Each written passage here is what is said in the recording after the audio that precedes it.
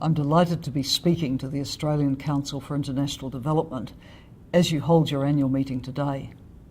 The theme you've chosen, the post-2015 development agenda, is a vitally important one for all of us, and you are discussing it at a very important time.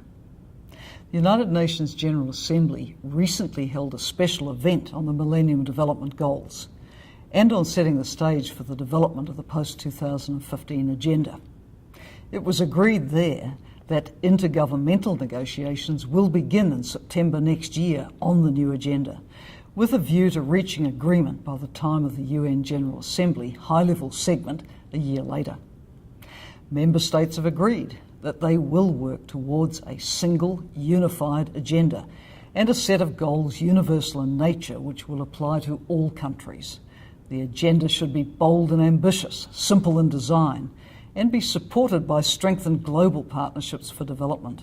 It should promote peace and security, democratic governance, the rule of law, gender equality and human rights, while also taking account of the complexities, the needs and the capacities of individual countries.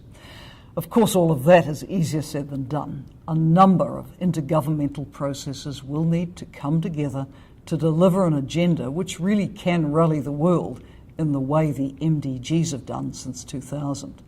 These various processes include the Open Working Group on the Sustainable Development Goals and the Committee of Experts on Sustainable Development Financing, both of them set up by the General Assembly, and in the UN's Development Cooperation Forum and at the third International UN Conference on Small Island Developing States in Samoa next September.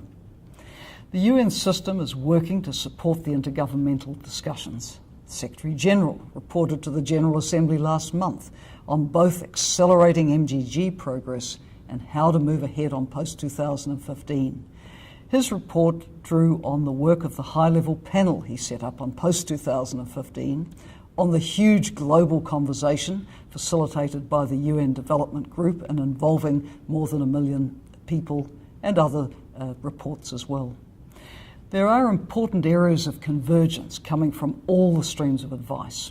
Jobs, health, education, water, food security, tackling inequalities, and providing adequate social protection are all seen as priorities.